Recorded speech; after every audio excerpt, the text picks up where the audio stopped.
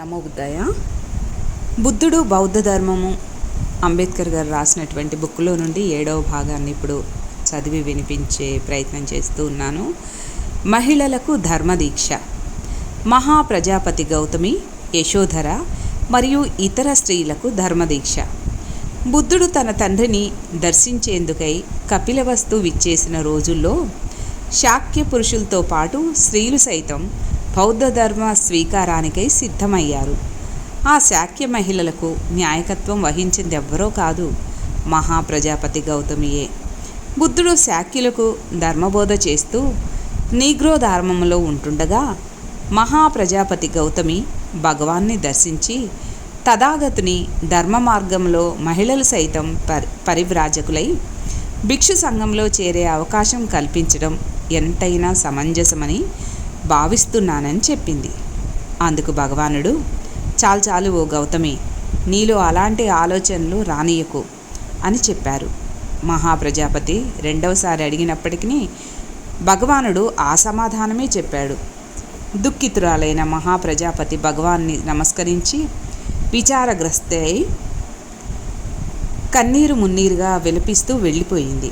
భగవానుడు నీగ్రో ధర్మం విడిచి ధమ్మ ప్రచారానికి బయలుదేరిన తర్వాత శాక్య మహిళలు ఒకచోట సమావేశమై మహాప్రజాపతి విన్నపాన్ని భగవానుడు తిరస్కరించుటపై చర్చించారు. భిక్షు సంఘంలో చేరేందుకు భగవానుడు అంగీకరించకపోయినప్పటికీ అంతటితో అదే తుది నిర్ణయంగా పరిగణించేందుకు ఆ మహిళలు సిద్ధంగా లేరు. వారంతా పరివ్రాజకులై భగవాన్ని దర్శించాలని నిర్ణయించుకున్నారు. మహాప్రజాపతి గౌతమి తల వెంట్రుకలు తీయించుకొని కాషాయ రంగు వస్త్రధారి అయినది. ఆ విధంగా తక్కిన శాక్య మహిళలు సైతం కాషాయ వస్త్రధారులై ఆమెతో వెళ్ళగా వారంతా ప్రయాణమై భగవాన్ని దర్శించేందుకై వైశాలి వద్ద గల మహావనంలో గల కూటగిరి విహారం చేరుకున్నారు. ఎంతో దూరం ప్రయాణించి అక్కడికి రావడంతో వారి దుస్తులు మాసిపోయి కాళ్ళు సైతం బాగా వాచిపోయాయి. మహాప్రజాపతి భగవాన్ని దర్శించి పూర్వం నీగ్రో ధర్మంలో వ్యక్తం చేసిన అభ్యర్థననే మళ్ళీ అడగగా భగవానుడు మునుపటి సమాధానమే ఇచ్చాడు. మళ్ళీ నిరాశ ఎదురు కావడంతో మహాప్రజాపతి విహారం ముందుటికొచ్చి ఏమీ తోచని స్థితిలో నిల్చొని ఉండగా ఆనందుడు విహారంలోనికి వెళ్తూ ఆమెను చూసి గుర్తించాడు. వాచిపోయిన కాళ్లతో ధారాపాతంగా కన్నీరు కాచు మాసిపోయిన వస్త్రాలతో విహారం వాకిట నిలబడి ఉన్నావని ఆనందుడు అడగగా స్త్రీలు సైతం తథాగతుని మార్గం అనుసరించి గృహస్థ జీవనానికి స్వస్తి చెప్పి భిక్షుణులయ్యేందుకు భగవానుడు నిరాకరిస్తున్నాడు. అందుకు నేను విచారిస్తున్నానని ఆమె సమాధానం ఇచ్చింది. అప్పుడు పూజనీయుడైన ఆనందుడు విహారంలోనికి ప్రవేశించి భగవానికి నమస్కరించి తన పక్కన కూర్చున్నాడు. ఈ విధంగా ఆసీనుడై పూజనీయుడైన ఆనందుడు సుగతునితో, భగవానుడా, మహాప్రజాపతి గౌతమి విహారం వాకిట మాసిన బట్టలతో వాచిన కాళ్లతో నిలబడి ఉన్నది చూశారా?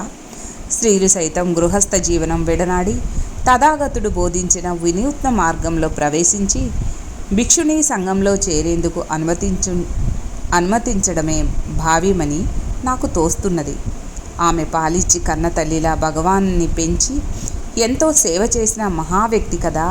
అలాంటి వ్యక్తి గృహస్థ జీవనాన్ని విడనాడి తథాగతుని మార్గంలో పయనించేందుకు సంసిద్ధమైనప్పుడు ఆమెకు సైతం ధమ్మదీక్ష ఇచ్చి భిక్షు సంఘంలో చేయడమే భావ్యం అనుకుంటున్నాను అన్నాడు.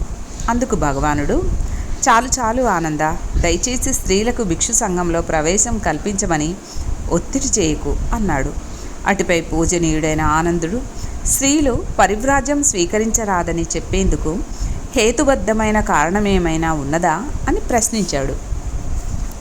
శూద్రులు స్త్రీలు మలినులు కాబట్టి వారు మోక్షానికి అర్హులు కాదని బ్రాహ్మణులు చెప్తున్నారు కదా. భగవానుడు కూడా అదే అభిప్రాయంతో స్త్రీలు భిక్షుణులు అయ్యేందుకు అర్హులు కారని భావిస్తున్నట్లు అనుకోవాలా? భిక్షు సంఘంలో బ్రాహ్మణులకే కాక అదో కులాల వారికి సైతం ప్రవేశం కల్పించారు కదా. అలాంటప్పుడు స్త్రీల విషయంలో భేదభావన అవసరమా? స్త్రీలు ధర్మ మార్గాన్ని అనుసరించి నిర్వాణ పదం చేరేందుకు సమర్థులు కారని భగవానుడు భావిస్తున్నాడా అని ఆనందుడు ప్రశ్నించగా, అందుకు భగవానుడు, ఆనంద, నన్ను అపార్థం చేసుకోకు. నిర్వాణ పదం చేరేందుకు పురుషులెంత సమర్థులో స్త్రీలు కూడా అంతే సమర్థులు. ఆనంద, నన్ను అపార్థం చేసుకోకు. స్త్రీ పురుషుల భేదాన్ని చూపే సిద్ధాంతాన్ని నేను సమర్థించను. మహాప్రజాపతి అభ్యర్థన నిరాకరించేందుకు లింగభేదం కారణం కానే కాదు. వాస్తవికతల కారణంగానే నేను ఇలాంటి నిర్ణయం తీసుకోవాల్సి వచ్చింది. భగవానుడు సహేతుకమైన కారణాల వల్లనే మీరలాంటి నిర్ణయం తీసుకోవలసి వచ్చిందని తెలిపి నేనెంతో సంతోషిస్తున్నాను. అయితే స్త్రీ పురుషుల విచక్షణ కారణంగా స్త్రీలకు పరివ్రాజం నిరాకరించబడినదన్న అపవాదు మన సంఘానికి వాటిల్లదా? స్త్రీలకు సైతం భిక్షు సంఘంలో ప్రవేశం లభించే విధంగా భగవానుడు అవసరమైన నియమాలను రూపొందించవచ్చు కదా. బాగున్నది ఆనంద. మహాప్రజాపతి కోరినట్లే స్త్రీలకు కూడా భిక్షు సంఘంలో ప్రవేశం అనుమతిద్దాము. కానీ అందుకు 8 పరిమితులు ఖచ్చితంగా పాటించాల్సి ఉంటుంది. ఈ 8 విషయాలను తప్పక పాటించేలా చూడాల్సిన బాధ్యత మహాప్రజాపతి గౌతమిపైనే ఉంటుంది. ఈ విధంగా మాత్రమే తనకు దీక్ష ఇవ్వగలుగుతాము.